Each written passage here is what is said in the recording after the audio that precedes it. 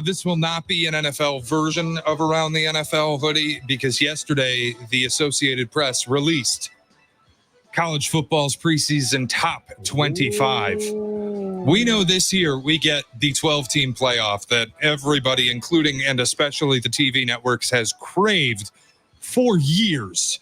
Now we finally get it, and I have the snorling 12-team playoff. Did you hear this, Cap? I did. For you guys, this is like football porn. I get it. For me, let's get to the games. But for you and Snorling, you guys know, you guys can name me the backup kicker on the 24th ranked team. Just let me know when I start gambling on college football. And then I ask you for plays. Jay Moore is also in that circle as well because the teams that he watches are usually toward the bottom of that top 25. Oh. Wow. So not predicted greatness for Wyoming, huh? so he can tell us at least about the bottom of that 25. Oh, we can find a cowboy there. Are they going to be in the others receiving votes? Wow.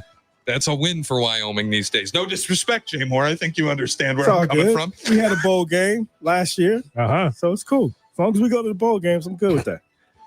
Here's Shay Norling with his Snorling 12. So if you're unfamiliar with the 12-team playoff, it breaks out this way. You will have the top 4 Power 4 conference champions automatically get bids in, as well as the highest seeded group of 5 conference champion.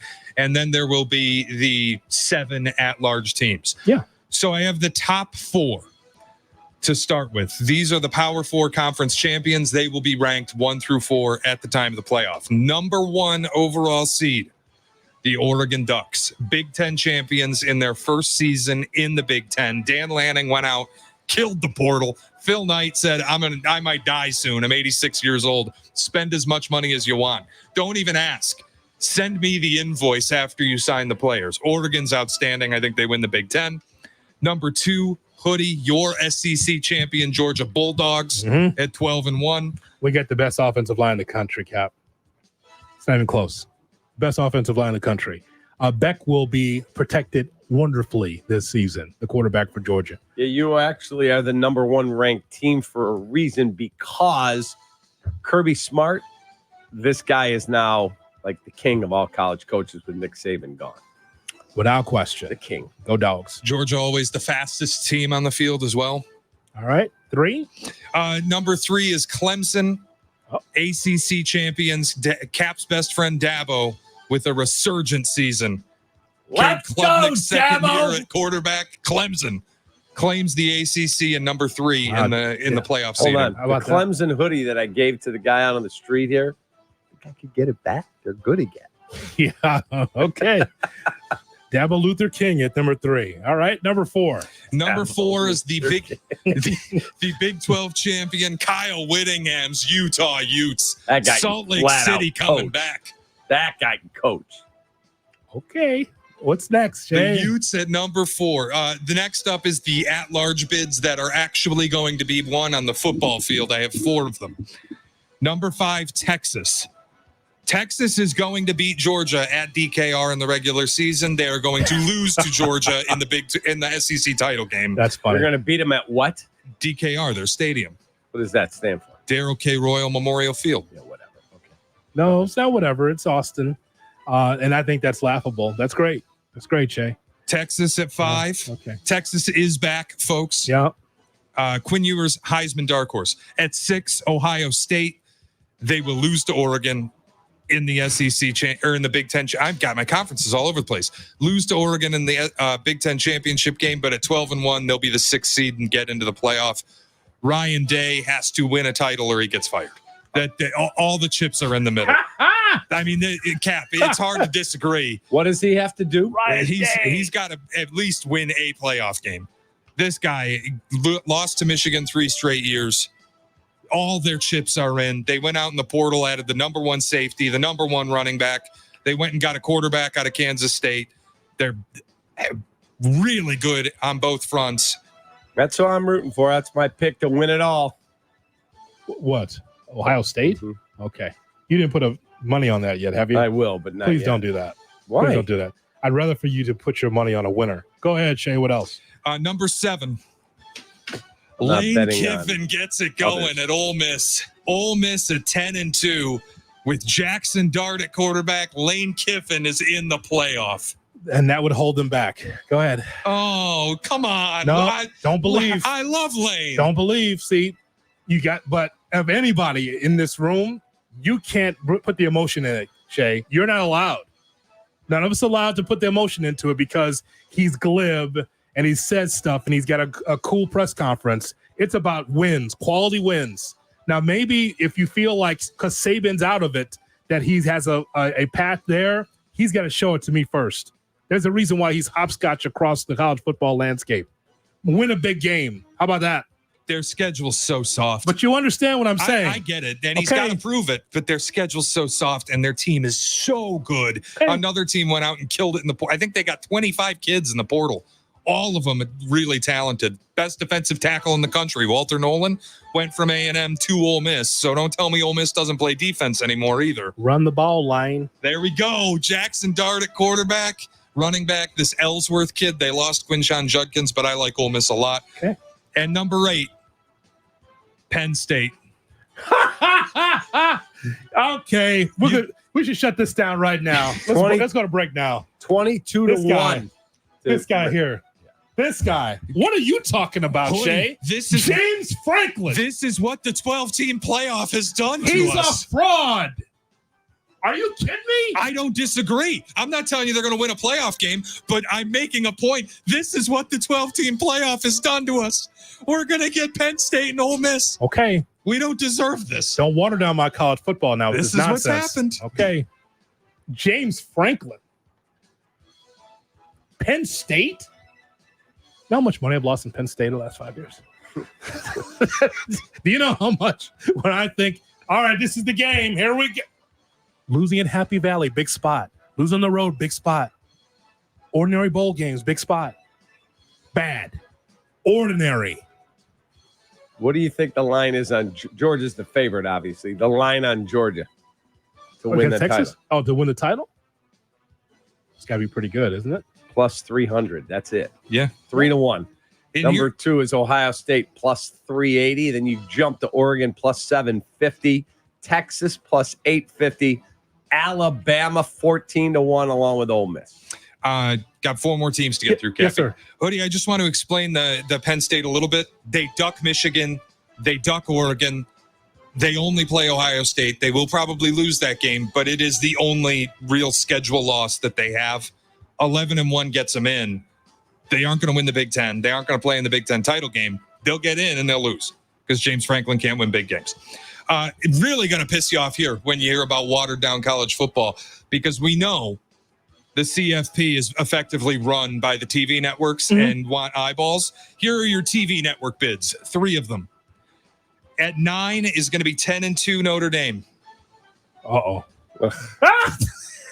Got to get eyeballs. We're going to force Notre We'll Dame's get way in. plenty of eyeballs. We don't need the Irish in there. Here we go. Please. You could have pissed off Cap with that. Please. Here we go. Notre Dame 22-1. Mount Kaplan. Here he goes. I got to look at their schedule, see where I can find wins against them. They're a going to be joke. They're going to be pretty good this year. They have A&M to open the year. It's like the only schedule loss they have. The rest of they get Florida State at home. Their schedule's a joke. I'm circling the Florida State game on November 9th just to see what that looks like. But I mean, it's Cap. It's I see maybe at most 2 losses in the schedule. Oh, my Huskies are rolling in there on the 7th of September. Northern Illinois. Let's go. Notre Dame laying 35.5. I like the Huskies. Oh. Number 10 Hoodie, Michigan, 9-3. Got to get them in. They're not going to win any of the big games on their schedule. Oregon, Ohio State, no shot. I think they're way worse than they were a year ago. And by the way, Notre Dame's schedule, you're right, Shay, is a joke. But Michigan, obviously defending champions, eyeballs. Michigan gets in at 9-3. What's the next one? Number 11, another TV network deal. Alabama at 9-3 gets into the playoff. First year Kalen DeBoer, but you're not leaving Bama out. And it does, unfortunately, leave what I believe will be a 10-2 Missouri with a loss to Bama outside looking in because, hey, Mizzou's not getting the ratings. Bama is. It's Mizzou. You have, right? That's the next one? No, the last one is the Group of 5 champion that gets the automatic bid. Oh, yeah. 12 seed, 11-1, Boise State Broncos, Mountain West champions. Are back, folks. Okay.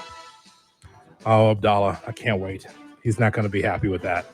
Yeah, whatever. We'll see. Whatever. He's not going to be happy. Right. Daddy's not there anymore. He's not going to be happy with that. He's not going to be happy with that decision you made about Bama. Okay, whatever. We'll see. He'll wrestle you to the ground. Abdallah, he'll take you, put you a side headlock, Shay. You better be careful. But here's the thing. The teams that you mentioned, Shay, like a Clemson, Ole Miss, Penn State, don't water down my college football with this nonsense. Just get me to the top. Give me my UGA. And also, I want to see Kap. And by the way, this season, you'll watch more college football in the non-conference than you ever have this year because the complaint usually is non-conference. You're playing Little Sisters of Poor. You'll see more quality now at the top of the schedule than you have probably ever. You'll watch. It'll be on one of the TVs. My man Brett will say, Dad, put on this game, put on this game. You'll be entertained, and you'll be ahead on the draft because the best of the best are going to take on each other in August, in early September.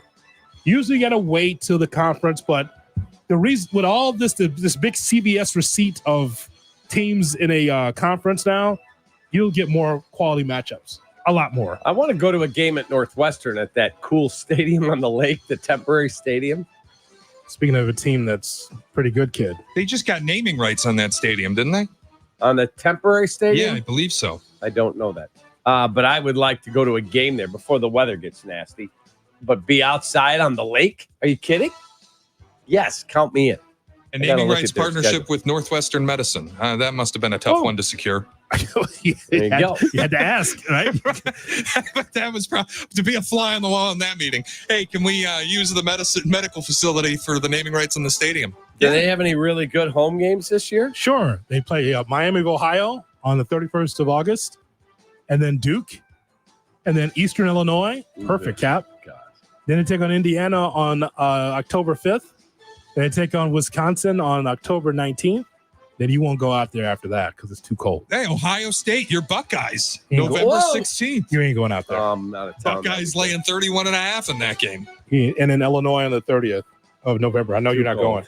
So a good, strong Eastern Illinois victory will be good for you. It's still going to be warm.